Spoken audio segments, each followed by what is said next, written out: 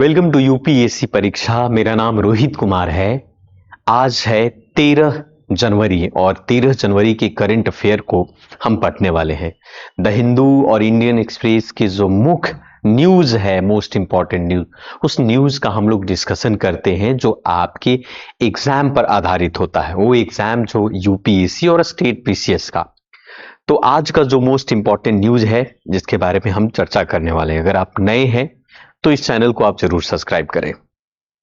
चलिए, सबसे पहले आज का जो मोस्ट इंपॉर्टेंट न्यूज है जिसके बारे में हम बात करने वाले हैं वो है पहला आपका फर्स्ट, जिसको आप स्पेस टेक्नोलॉजी यानी इसरो डॉकिंग ट्रायल के बारे में।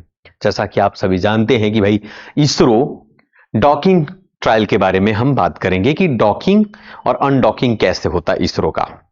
दूसरा, हेल्थ एंड एजुकेशन से रिलेटेड यानी कि मैटरनल और मॉर्टेलिटी से रिलेटेड हम बात करेंगे। ये भी यूपीएससी में कई बार क्वेश्चन पूछा जा चुका है। और तीसरा जो है एक्सप्लोरेटिव ड्रिलिंग इन असम, है ना, सेंचुरी। ये इन्वायरमेंट का प्रश्न है और यूपीएससी में पूछा जाता है। गंगा सागर मेला, अभी आप महाकुंभ मेला के बारे में सुना होगा। अब हम बात करेंगे गंगा सागर मेला के बारे में। हो सकता है इससे संबंधित भी प्रश्न पूछेगा। और स्मॉल लैंग्वेज मॉडल के बारे में और डिजिटल पर्सनल डेटा के बारे में। चलिए हम बात करते हैं, एक एक करके हम समझने की कोशिश करते हैं। सबसे पहले हम समझेंगे पहला news, docking trial. Docking trial ISRO overcome. अब डॉकिंग ट्रायल क्या है, अब थोड़ा सा मैं आपको समझाने की कोशिश करूंगा कि ये डॉकिंग ट्रायल है क्या, कैसे काम करती है। तो आपको पता होगा कि चंद्रयान 4 की तैयारी की जा रही है। भारत जो है स्पेस स्टेशन भी बना रहा है। तो जब स्पेस में स्टेशन जब बनेगा तो उस समय डॉकिंग और अनडॉकिंग जैसी समस्याएं आएगी।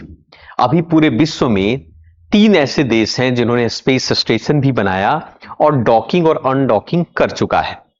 उसमें से जो प्रमुख देश है वो है रशिया, अमेरिका और खास करके चाइना। भारत अगर सफलतापूर्वक इसे पूरा कर लेता है तो विश्व का चौथा देश बन जाएगा। तो आपको बता दूं कि डॉक 2 सैटेलाइट्स को स्पेस में डॉकिंग करने की प्रक्रिया की जाएगी। 2 सैटेलाइट्स को PSLV C60 के थ्रू भेजा गया। एक SDX-01 जिसको चेसर कहा जा रहा है और SDX-02 टारगेट कहा जा रहा है। सतीश धवन स्पेस सेंटर श्रीहरिकोटा से इसको भेजा गया। दरअसल क्या होगा कि एक होगा जिसको हम लोग चेसर नाम दिए और दूसरा टारगेट। अब ये आप देखोगे कि ये टारगेट है और ये चेसर है। अब चेसर टारगेट को चेस करते हुए जाएगा और जाने के बाद इसको डॉकिंग करेगा। डॉकिंग यानी कि जोड़ना, और अनडॉकिंग का मतलब इसको अलग हटना। तो स्पेस स्टेशन इसी तरीके से बनाए जाते हैं कि 2 सैटेलाइट्स आपस में डॉक करके मिल गए और मिलने के बाद स्पेस बनाया। अब इसमें जितने भी हमारे वैज्ञानिक हैं या एस्ट्रोनॉट हैं वहां पर रहेंगे, रिसर्च करेंगे, समझने की कोशिश करेंगे आपका। तो यहां पर देख सकते हैं कि अगर इसरो जो है सफलतापूर्वक ये डॉकिंग एक्सपेरिमेंट कर लेता है तो भारत विश्व का चौथा देश बन जाएगा, अमेरिका, रशिया और चाइना के बाद, जो इस तरीके की प्रक्रिया को उसने पूरा किया। 2 देश हैं, 200, ये 2 आपका सैटेलाइट्स है, 220 केजी का सैटेलाइट। एक का नाम चेसर है, दूसरा टारगेट है। दोनों 470 किलोमीटर 55 डिग्री के इंक्लिनेशन पर ये टारगेट को पूरा किया गया। ये इसरो के द्वारा ये कंडक्ट किया जा रहा है। और ये अगर हम लोगों ने सफलतापूर्वक इसे प्राप्त कर ली सफलतापूर्वक, तो हम लोग के लिए आगे आने वाले चंद्रयान 4 के लिए भी आसान हो जाएगा। तो ये ऑटोनॉमस एक docking using V bar approach होगा, एक तरीके की electrical power transfer 2 dock spacecraft के बीच में होंगे। मतलब कह सकते हैं कि फिल्मों में आप लोगों ने इसको देखा होगा कि किस तरीके से 2 सैटेलाइट्स आपस में मिल जाते हैं और किस प्रकार से 2 सैटेलाइट्स आपस में डिसअटैच्ड भी हो जाते हैं। तो ये प्रक्रिया हम लोग सक्सेसफुल पूरा करने वाले हैं इसके थ्रू आपका। तो ये तो फर्स्ट न्यूज। दूसरा न्यूज है आपके केरल के मैटरनल मॉर्टेलिटी से रेशियो से रिलेटेड है। अब यहां पर इसमें आप देखेंगे कि लेटेस्ट सैंपल रजिस्ट्री सिस्टम की अगर हम बात करें तो केरल में MMR 90 देखने को मिला है। 2020 और 21 में Kerala lost a many women. कोविड-19 के दौरान बहुत सारी महिलाओं की मृत्यु हो गई थी प्रेगनेंसी के दौरान, जब वो बच्चे का जन्म दे रही थी। ऐसी स्थिति में बहुत सारे, अब धीरे धीरे ये इंप्रूव कर रहा है। तो state has now hit a low 3,93,231 birth from the average of 5.5 से 5 लाख एनुअली अर्लियर है। ये लेटेस्ट डेटा इस पे इसके आधार पर। तो डीप इन, तो ये चीजें कहने का मतलब कि धीरे धीरे फर्टिलिटी रेट डिक्लाइन होगा, तो इसकी इंप्लीमेशंस के बेसिस के आधार पर, तो इसको थोड़ा सा हम इस तरीके से समझते हैं कि क्या कारण है कि फर्टिलिटी रेट डिक्लाइन हो रहा है इसके इंप्लीमेशन के कारण। पहला कारण है एजिंग पॉपुलेशन। दिन ब दिन पॉपुलेशन जो है, उम्र बुजुर्ग होते जा रहे हैं, या जाहिर सी बात है कि उम्र होगा तो फर्टिलिटी रेट भी डिक्लाइन होगा। पॉपुलेशन की एज की अगर हम बात करें ज्यादातर, जिसके कारण से इकोनॉमिक और सोशल इश्यूज आएंगे, इकोनॉमिक बर्डन भी तेजी से बढ़ेगा। हेल्थ केयर कॉस्ट की बात करें तो जब हमारी पॉपुलेशन जो है एजिंग कंडीशन में होती है तो हेल्थ केयर पर बर्डन बढ़ता है, क्योंकि ज्यादातर उस ढलान के उम्र के ढलान में बीमार पड़ते हैं, जिसके कारण से आप कह सकते हैं कि ऐसी स्थिति उत्पन्न हो सकती है। पेंशन कॉस्ट, सरकार जो है सोशल सिक्योरिटी के नाम पर उसको पेंशन देती है। उसी प्रकार से स्मॉलर वर्कफोर्स, वो एज वाले उम्र में जाने के बाद लोग इंसान काम नहीं कर पाता है, जिसके कारण से आपका इकोनॉमिक स्लो डाउन होती है। डिपेंडेंसी रेशियो बढ़ता है, क्योंकि उनको बुजुर्गों को नौजवानों पर डिपेंड होना पड़ता है, जिसके कारण से फर्टिलिटी से लेबर फोर्स भी कम होता है और माइग्रेशन जैसी स्थिति बहुत सारे देखने को मिलती है। तो अभी हाल फिलहाल में इस बेसिस पर समझ सकते हैं फैमिली का डायनेमिक से लेकर सोशल नॉर्म्स। तीसरा जो है न्यूज है असम से रिलेटेड। असम, अब असम में हम बात कर रहे हैं असम गिवन सेंचुरी से रिलेटेड। दरअसल सेंट्रल वाइल्ड लाइफ पैनल ने हाल फिलहाल में अप्रूव्ड किया है, क्या अप्रूव्ड किया है, खास करके इसको लेकर के कि असम जो गिवन वाइल्ड लाइफ सेंचुरी है वहां पर ऑयल, क्रूड ऑयल से रिलेटेड मामला यहां पर।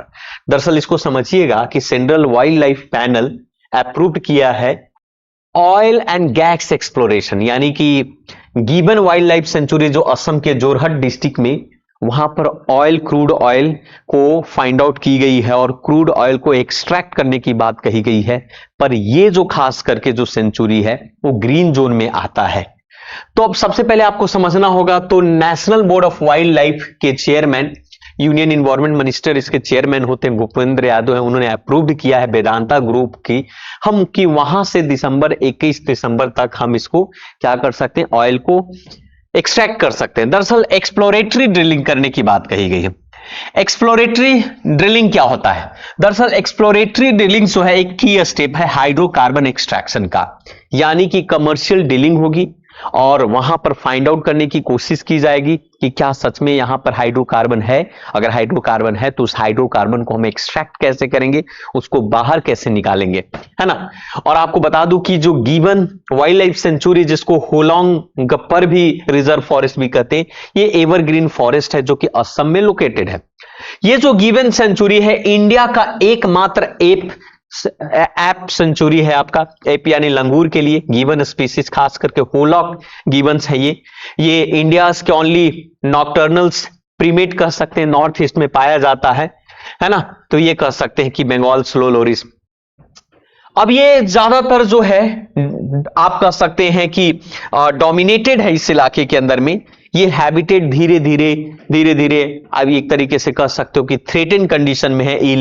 इलीगल लॉगिंग के कारण, इनक्रोचमेंट के कारण, ह्यूमन सेटलमेंट के कारण हैबिटेट का दिन पर दिन फ्रेगमेंटेशन हो रहा है, तो पॉपुलेशन इनके कम होते जा रहे हैं, पॉपुलेशन को कम होते जा रहे हैं।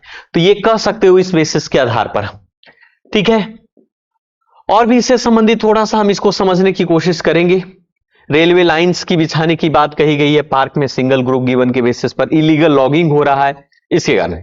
अब नेक्स्ट न्यूज है आपका, ये है आपके गंगा सागर मेला। आप सबको पता होगा कि अभी भारत देश के अंदर में खास करके प्रयागराज में महाकुंभ मेला का आयोजन किया गया है, जो 12 साल पर आते हैं। ये महाकुंभ मेला का आयोजन किया गया है और इस आयोजन के दौरान आप देख सकते हैं तो ऑर्गेनाइजर, बंगाल के जो ऑर्गेनाइजर हैं, इन लोगों ने यह निश्चय किया है कि हम लोग गंगा सागर मेला का आयोजन करेंगे। हर साल मकर संक्रांति में गंगा सागर मेला का आयोजन किया जाता है। गंगा जो कि बे ऑफ बंगाल में जाकर मिलती है, यानी कि बे ऑफ बंगाल और गंगा का संगम बनता है, कॉन्फ्लुएंस बनता है, वहीं पर इस मेला का आयोजन किया जाता है। वेस्ट बंगाल के गवर्नमेंट और उसके मिनिस्टर ने मिलकर के ये कहा है कि खास करके हम लोग भी यहां पर गंगा सागर का आयोजन करेंगे। इसके लिए बहुत सारे इनिशिएटिव भी किए गए, जैसे अनुसंधान कह सकते हैं, अनुसंधान यानी पिलग्रिमेज के लिए फैसिलिटी, मेला का आयोजन किया जाएगा। आप कह सकते हैं कि परिचय QR कोड है आपका, उसी प्रकार से मेला में गंगा आरती का भी आयोजन किया जाएगा 11 से 13 जनवरी को। गंगा सागर के बारे में कहा जाता है कि कुंभ मेला के बाद दूसरा सबसे बड़ा मेला लगता है तो गंगा सागर में, यानी कि जो गंगा सागर है is the second largest Hindu fair after to Kumbh Mela. आपका बहुत सारे लोग डिफरेंट राज्यों से वहां पर जाते हैं हर साल, और जाने के बाद मकर संक्रांति के अवसर पर, और जहां पर गंगा जो है बे ऑफ बंगाल में मिलती है, जहां पर गंगा सागर के साथ मिलती है, उसी सागर में डुबकी लगाते हैं, जिसे पवित्रता के तौर पर माना जाता है। इसीलिए हिंदू के अनुसार से ये गंगा सागर संगम कहा जाता है, जो महाभारत में भी इसको मेंशन किया गया है सागर द्वीप के द्वारा। सागर द्वीप पर सिचुएटेड है, आपको भागीरथी और हुगली नदी के सूरज मानी जाती है। One of the 2 main branches है गंगा का। गंगा सागर सागर द्वीप पर लोकेटेड है, 24 परगनास के अंदर में आता है, और बंगाल की सरकार जो है इसका आयोजन भरपूर कर रही है। आगे की न्यूज को हम लोग समझते हैं और भी। What is the difference about a small language model के बारे में थोड़ा समझ लेते हैं। ये लास्ट न्यूज है। जैसा कि आपको पता होगा कि आजकल चैट जीपीटी की जमाना है, जेमिनीज का जमाना है, तो ये सारे जो प्रिंसिपल पर चल रहे हैं, एसएलएम्स के प्रिंसिपल पर चल रहे हैं, जिसको हम लोग बोलते हैं a small language model. A small language model एक आर्टिफिशियल इंटेलिजेंस लैंग्वेज मॉडल है, जो दिन पर दिन इसको चेंज किया जा रहा है, जो नेचुरल लैंग्वेज के कंटेंट को समझने की कोशिश करता है और उसी के आधार पर उसे जनरेट करने की कोशिश करता है। दरअसल जो एसएलएम एक पैरामीटर है जो फ्यू मिलियन से लेकर फ्यू बिलियन तक के पैरामीटर्स को समझने की कोशिश करता है। खास करके इस पैरामीटर से हर समस्या का समाधान निकालने की कोशिश की जाती है। एक तरीके से पैरामीटर्स आर इंटरनल वेरिएबल्स हैं, जैसे वेट, बेसिस से लेकर एवरीथिंग।